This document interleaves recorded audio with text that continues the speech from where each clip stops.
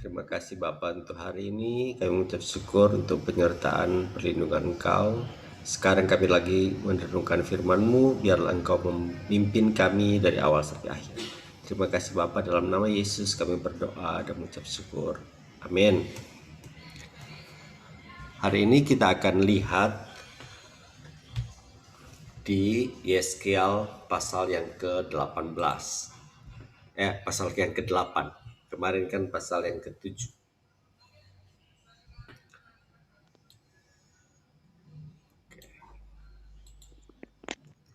Jadi sebagai pengantar, ini Yeskiel pasal yang ke-8. Ini adalah penglihatan kedua. Jadi penglihatan pertama di pasal yang pertama, waktu Tuhan Yesus menampakkan diri dengan kemuliaannya. Kemudian Tuhan menguatkan kan, Tuhan menguatkan dia supaya dia berbicara, tidak usah takut. Peringatkan bangsa Israel yang dalam pembuangan. Mau mereka dengar atau tidak, kamu harus berbicara. Dan kemudian Tuhan ada kasih petunjuk-petunjuk untuk apa yang mereka lakukan. Jadi dalam penglihatan pertama itu memang Tuhan sudah menyuruh Yeskiel berbicara kepada mereka. Nah, jadi Yeskiel datang, kemudian Yeskiel memperingatkan mereka. Nah, sekarang ini penglihatan kedua terjadi 6 tahun kemudian. 6 tahun sesudah mereka berada di dalam pembuangan. Jadi kalau mau dipikir, sudah lama Tuhan memperingatkan, kan 6 tahun ya. Dan mereka sudah dalam kesusahan karena mereka masih di dalam situasi pembuangan. Ya sama seperti kita lah. Sekarang dalam situasi 1 tahun lebih ya, kira-kira kalau dihitung dari bulan Maret tahun lalu, setahun lebih, setahun 3 bulan, kita dalam masa COVID. Harusnya dalam masa-masa seperti itu, orang Israel di dalam pembuangan belajar sesuatu. Dan mereka seperti yang Tuhan inginkan, mereka harusnya bertobat, mendekat kepada Tuhan, menjauhkan diri daripada berhala-berhala. Tapi rupanya tidak seperti itu, sehingga Tuhan menampakkan diri lagi kepada Yeskiel. Yang Tuhan menampakkan diri, Tuhan memperlihatkan kepada dia kelakuan orang-orang Israel.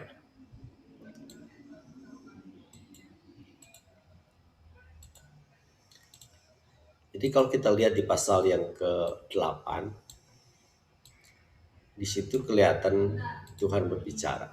Pada tahun ke-6, dalam bulan yang ke-6, pada tanggal 5 bulan itu, waktu aku duduk di rumahku berhadap-hadapan dengan para tua-tua Yehuda, kekuasaan Tuhan Allah meliputi aku di sana.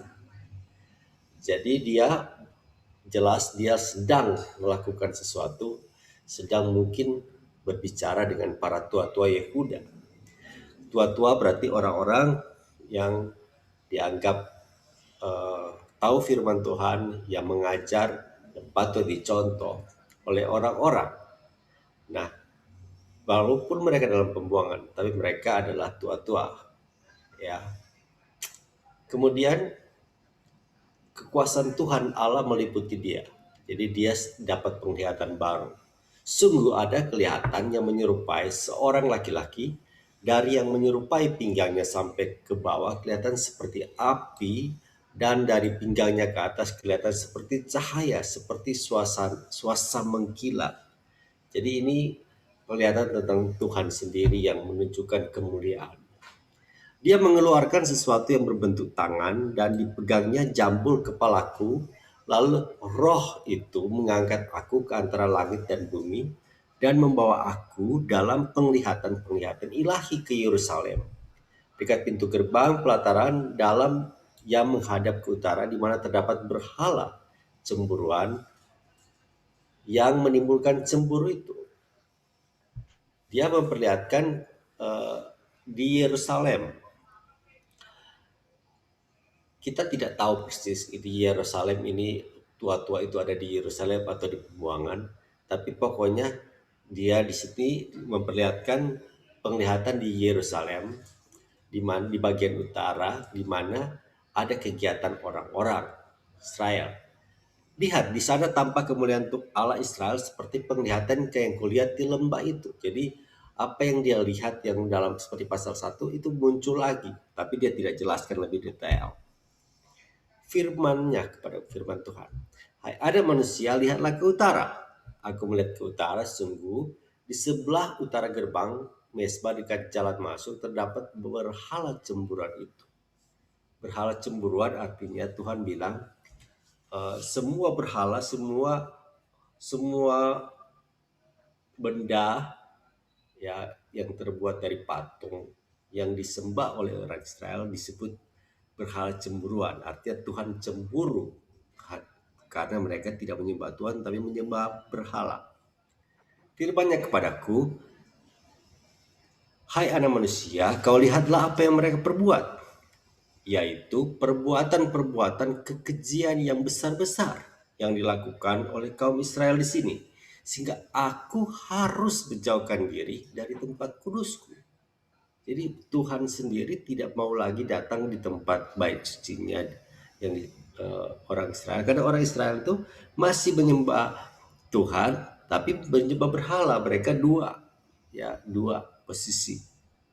Engkau masih akan melihat perbuatan kekejian yang lebih besar lagi. Jadi Tuhan mempertunjukkan kepada dia dalam penglihatan kegiatan orang-orang Israel. Dan dibawanya aku ke pintu pelataran. Aku melihat sungguh ada sebuah lubang dalam temboknya. Firman-Nya kepadaku, hai anak manusia, perbesarlah lubang yang di tembok itu. Sudah aku membesar lubang itu, lihat ada sebuah pintu. Firman-Nya kepadaku, masuklah dan lihatlah perbuatan kekejian yang jahat yang mereka lakukan di sini. Lalu aku masuk dan melihat, sungguh segala gambar-gambar binatang melata dan binatang-binatang lain yang menjijikkan dan segala berhala-berhala kaum Israel terukir pada tembok sekeliling. Jadi walaupun tidak ada orang yang lihat, rupanya Tuhan tahu apa yang mereka lakukan waktu mereka menyembah berhala. Dan di hadapannya berdiri 70 orang tua-tua kaum Israel.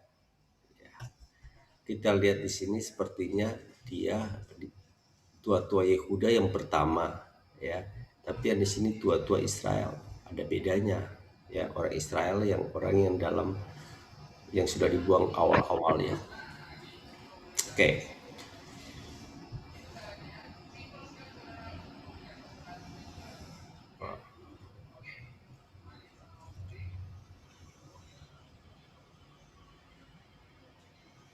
Ya di sini tua-tua Israel dengan Yahsanya bin Safan di tengah-tengah mereka dan masing-masing memegang bokor ukupannya di tangannya dan keharuman dari asap ukuran itu naik ke atas. Jadi tua-tua ini, orang Israel ini dalam pembuangan, bukannya mereka mencari Tuhan, tapi mereka bahkan menyembah dengan memakai kemenyan-kemenyan gitu untuk menyembah berhala. Firman-Nya kepadaku, kau lihatlah hai anak manusia, apa yang dilakukan oleh tua-tua kaum Israel dalam kegelapan. Dalam kegelapan artinya yang tersembunyi, ya. Masing-masing di dalam kamar tempat ukiran-ukiran mereka.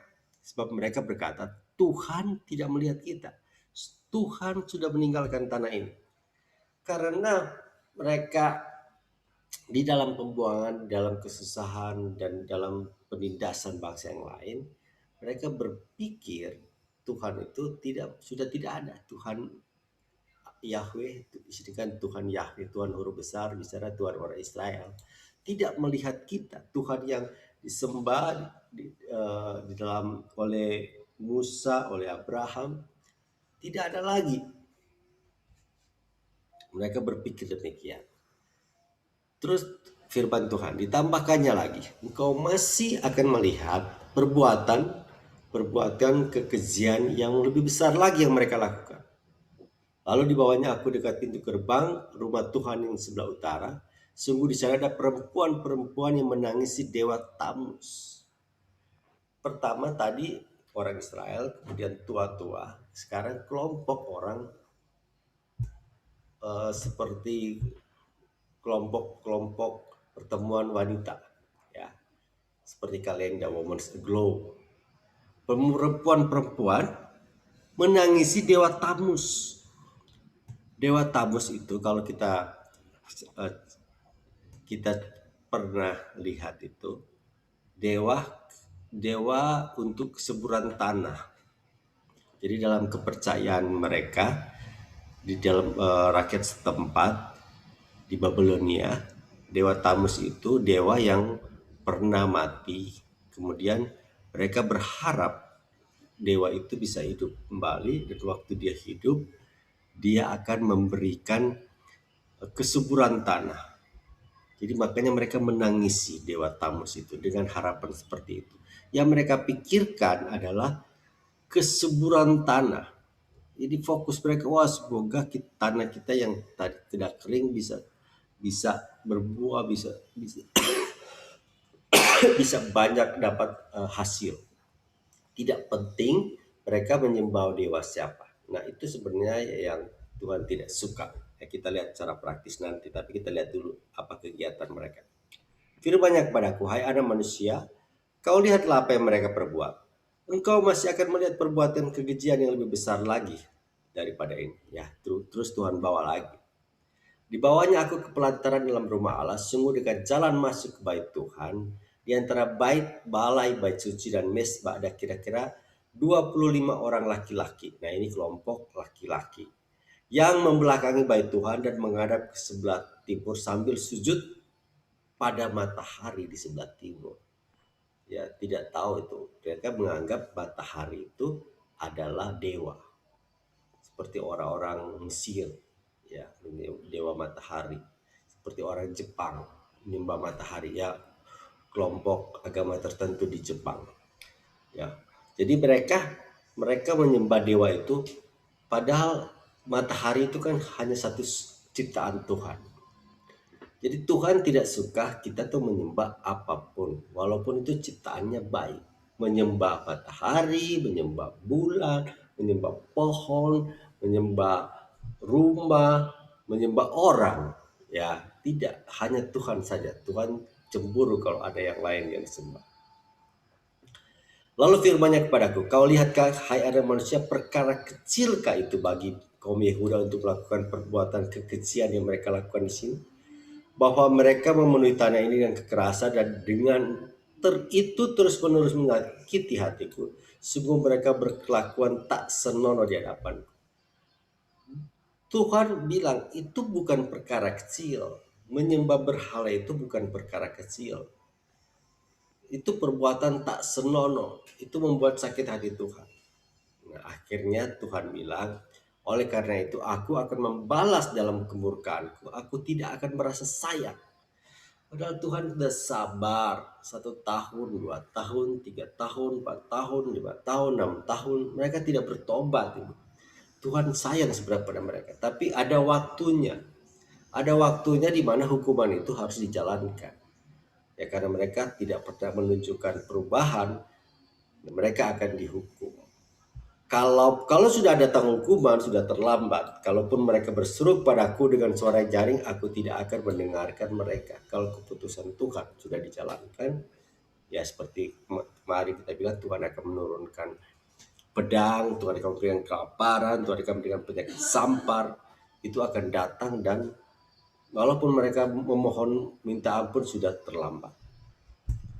Nah ini kita lihat di sini, apa yang kita pelajari di sini. Pertama, kita lihat ada masa cukup lama, 6 tahun, waktu yang Tuhan izinkan untuk mereka bertobat. Tuhan itu sabar, ya. Tuhan itu sabar, seperti orang bilang, kapan sih kiamat? Dari dulu sampai sekarang belum kiamat-kiamat. Terus ada firman Tuhan mengatakan di Roma, maksud kesabaran Tuhan itu adalah supaya mereka bertobat. Supaya karena Tuhan sayang pada mereka, dan Tuhan kasih waktu pada mereka untuk bertobat. Tapi yang berikut, yang kedua, kalau mereka sudah tidak bertobat lagi, Tuhan tunjukkan ya, nih waktunya nih, sudah batas waktunya. Jadi kita harusnya peka, cepat taat kalau ada peringatan dari Tuhan. Segera mungkin taat. Ketaatan itu jangan ditunda-tunda. Eh, yang berikutnya kita lihat di sini bahwa Tuhan tahu segala sesuatu yang dilakukan oleh manusia di muka bumi ini. Ya, Tuhan bisa lihat dengan rohnya yang tersembunyi sekalipun yang dilakukan dalam kegelapan.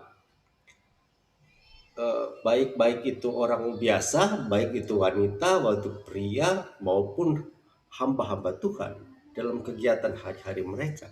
Tuhan tahu yang tersembunyi sekalipun. Itu masih berlaku sampai hari ini. Yang tiga, kita lihat di sini bahwa Tuhan itu sangat membenci berhala, ya, seperti kemarin kita lihat lagi bahwa jangan pandang enteng, jangan menganggap kecil penyembahan berhala. Nah, keempat, berhala itu apa sih?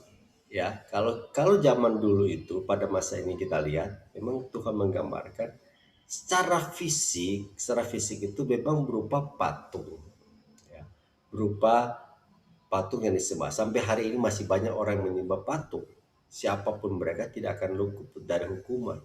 Kalau dari satu bangsa yang begitu banyak orang dan tidak ada orang yang percaya di situ, bisa jadi seperti Sodom dan Gomora, ya, akan hancur. Ya untunglah kalau masih ada orang yang berdoa Tuhan masih menahannya.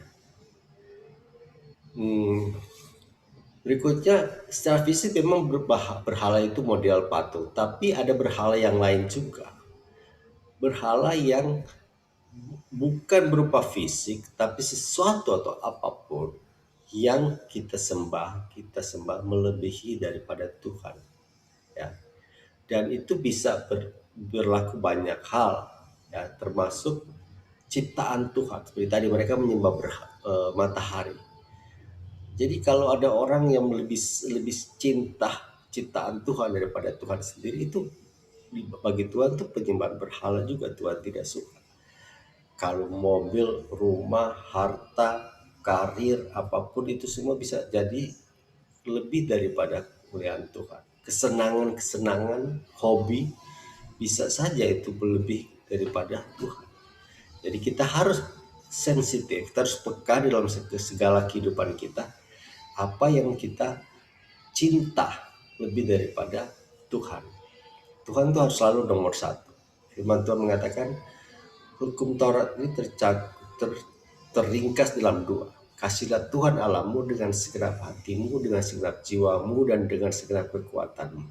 Dan hukum yang kedua yang sama dengan itu, kasihlah sesamamu manusia. Jadi unsur yang pertama itu adalah kasih pada Tuhan yang nomor satu. Kalau kita juga mengasihi manusia, kita juga akan mengasihi Tuhan. Jadi timbal balik sama. Jadi itu harus jadi peringatan pada kita. Itu kita selalu menjaga diri. Siapapun tidak akan luput dari hukuman. Karena Tuhan tidak pandang bulu. Yes. Jadi terakhir kita lihat bahwa waktu penghukuman Tuhan, ya, untuk satu bangsa, satu kota, satu komunitas, bisa ada waktu, bisa 1 tahun, bisa 2 tahun.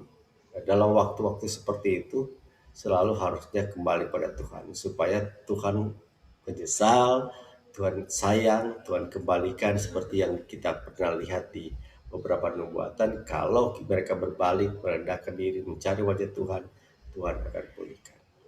Ya, jadi menguatkan apa yang kita pelajari sebelumnya.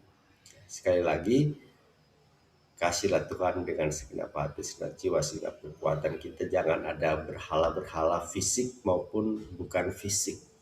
Ya, amin. Ya, jadi itu jadi pelajaran bagi kita.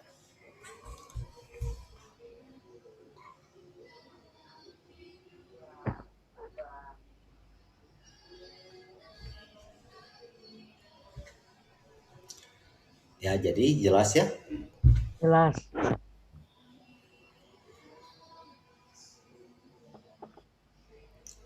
Jadi kita lihat dari 6 tahun yang lalu dengan 6 tahun sekarang ada waktu ya. Kalau kita bilang mengerti ya, kata kita 1 pasal 2 pasal 3 pasal 4 5 6 7 kita lewat, kita mengerti dengan baik ya. Oke. Sekarang kalau mau dipikir di penyembahan berhala di bangsa-bangsa yang lain sudah sangat sangat sangat menyedihkan ya. Banyak orang sudah lebih menyukai kehidupan duniawi sekarang. Maksudnya mereka lebih mencintai pemberian-pemberian Tuhan. Karir, bahkan termasuk karir-karir, kekayaan dan sebagainya.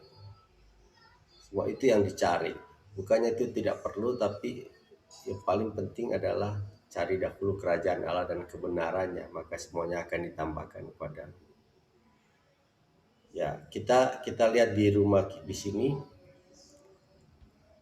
uh, orang semua sekarang ini dalam masa-masa di mana banyak sekali pekerjaan kan masing-masing. Ya kita lihat di rumah sendiri, Reinhard ya sudahlah, Reinhard sudah kerja kan, tapi kan Pierre masih baru. Nah Pierre Pierre sekarang ini baru mau menikah kan. Nah dia dia sebenarnya udah kerja ya, dia udah kerja tapi kan gajinya pas-pasan ya. Tapi dia mau menabung supaya dia pas menikah dia bisa bisa apa itu istilahnya, bisa beli rumah sendiri. Nah jadi dalam beberapa minggu terakhir ini dia cari-cari rumah dengan DP calon istri yang tua, dan di bank juga. Jadi cari rumah yang bank bisa dapat pinjaman. Kan rumah kan mahal. Tapi ada dia berdoa terus, Tuhan buka jalan ya. Tuhan buka jalan sehingga ada satu promosi di satu tempat yang murah, murah sekali gitu. Ya, murah dan dia bisa cicil panjang. Jadi 2 minggu lalu dia sudah ajukan dan disetujui oleh bank. Setujui bank, jadi dia sudah bisa beli rumah. Jadi pasti cuma itu rumah itu masih kosong tanah, 1 tahun baru dia akan bangun. Tapi karena kan ada uang buka, ya kan? Kalau misalnya harga itu kira-kira sekitar 500 juta.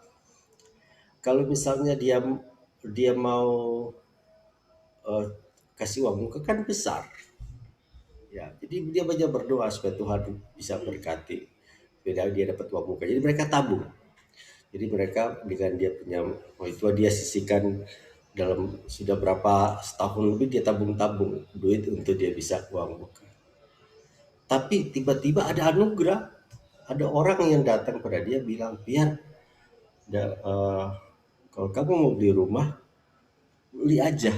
Pokoknya uang mukanya kita yang bayarin. Jadi itu satu hal yang luar biasa bagaimana Tuhan bisa berkati dia. Jadi wah, ya, kita sendiri tidak tahu siapa orangnya. Biar nak mau kasih tahu. Dan Tuhan ada berkat katanya. Ada orang yang bilang ke kita, pokoknya kalau beli rumah di uang muka dia tidak kasih duit, dia bayarin langsung. Walaupun sekarang belum, tapi karena sudah disetujui dari bank, jadi sekarang tinggal orang itu yang apa namanya, yang bayar. Jadi kita berdoa, Tuhan syukur Tuhan. Jadi gaji tidak besar ya, tapi Tuhan bisa berkati. Ya. Tuhan itu bisa lakukan banyak hal yang luar biasa gitu ya. Nah, itu satu contoh di Pierre itu sangat rajin gitu ya. Saya dengar rajin, dia tuh rajin bekerja, rajin melayani juga di nonstop dia di gereja. Ya, jadi ini satu kita lihat bagaimana di dalam masa pandemi pun model-model seperti sekarang ini Tuhan tuh masih ada gitu ya. Tuhan masih ada. Tuhan tuh bukannya tidak ada. Jadi seperti tadi kan orang-orang pikir Tuhan tidak ada karena masa-masa susah, karena mereka dalam pembuangan.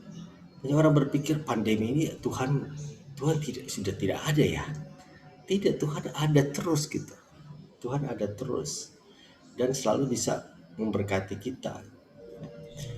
Eh, Tujuannya bukan kita diberkati, bukan itu yang utama. Tujuannya hidup kita ini bukan kita diberkati. Yang tujuan utamanya kita adalah melayani Tuhan, mengasihi Tuhan. Ya, berkati Tuhan, diberkati itu belakangan gitu. Jangan kebalikan gitu. Apapun caranya, yang penting diberkati. Seperti orang-orang itu, orang-orang yang tadi menyembah patung, perempuan-perempuan itu, Dewa Tamus. Mereka tidak peduli, yang penting mereka dapat duit. Menyembah patung pun tidak ada masalah gitu. Jadi kita mengucap syukur untuk segala kebaikan Tuhan ya, siapapun ya kita, siapa, Kalenda, Katelda, Dedi, Denny, dengan Dedi ya, percayalah Tuhan pasti akan buka jalan ya. Nomor satu adalah dekat pada Tuhan, sungguh-sungguh mengasihi Dia, dan percayalah Tuhan ada di tengah-tengah kita. Tuhan tahu bagaimana memberkati orang dalam masa-masa sulit sekalipun. Yang penting kita semua sekarang sehat-sehat, kita semua baik-baik, kita semua dalam ucapan syukur ya. Kita semua eh, baik-baik semua satu sama yang lain. Oke, itu saja tambahan. Tambahan. Betul Nah bilang, dari dahulu kerajaan Allah dan sekaliannya itu kan ditambahkan. Iya. Betul. Dia kan rajin sekali di gereja, rajin melayani. Ya Tuhan tahu semua. Dia pelayanan, sipir dan dia cari kerajaan Allah lebih dulu. Biar dia begitu terus, begitu terus. Contoh teladan bagus. Ya kita nggak tahu berapa harga uang muka papi. Cuma kalau bisa bayangkan kalau bank itu pakai bank BCA. Bank BCA itu uang mukanya besar. Bisa bisa 30-40% gitu uang mukanya. Jadi kalau dari sekitar 500 ya bisa bisa 150, bisa 200 juta gitu uang muka. Jadi cukup cukup besar. Tapi orang bisa nggak tahu, kita juga heran ada orang punya duit seperti itu ya. Tapi ya Tuhan menunjukkan kebaikan pada orang-orang. Nah, luar biasa. Jadi kita bilang bahwa Tuhan itu luar biasa baik. Oke, eh, kita ya dia juga punya tempat pernikahan sudah selesai, sudah ada orang yang bantu bayar cuma berapa ya, cuma 16 juta kalau nggak salah, temannya dia juga komplit dengan makan. Itu luar biasa. Oke, kita berdoa ya. Tuhan Yesus, terima kasih karena Engkau baik, Engkau luar biasa, Engkau sungguh-sungguh Tuhan yang hidup dan memberkati. Tuhan, kami melihat firman-Mu hari ini, kami berdoa supaya kami tidak patah semangat dalam berbagai keadaan. Kami tahu bahwa Engkau adalah Tuhan yang hidup, yang Engkau inginkan Tuhan supaya kami selalu setia, melayani Engkau, mengasihi Engkau dengan segenap hati, segenap jiwa, dan segenap kekuatan. Kami mencari dahulu kerajaan dan kebenarannya, dan semuanya akan ditambahkan kepadamu. Kami tidak mau mencintai hal-hal yang lebih daripada Engkau, termasuk pemberian-pemberian Engkau, termasuk harta-harta, karir, atau apapun. Semuanya adalah bonus yang Engkau berikan. Terima kasih, yang paling penting kesehatan kami, Kau jagain, Kau lindungi, supaya kami tetap di dalam kondisi badan yang prima dan penuh dengan sukacita. Kami serahkan semua pekerjaan kami, urusan-urusan masing-masing keluarga, dari Kalenda, Katelda, Denny, Dedi, kita semua, Mami Papit, semua melakukan apapun, segala sesuatu untuk kemuliaan Engkau. Terima kasih Tuhan, kami serahkan. Malam ini kami mau istirahat, biarlah pemulihan ekstra daripada Engkau terjadi. Dalam nama Yesus Tuhan Juru Selamat kami berdoa. Amin. Amin. Amin. Amin. Ya, sampai besok lagi ya. Iya. Oke, dah.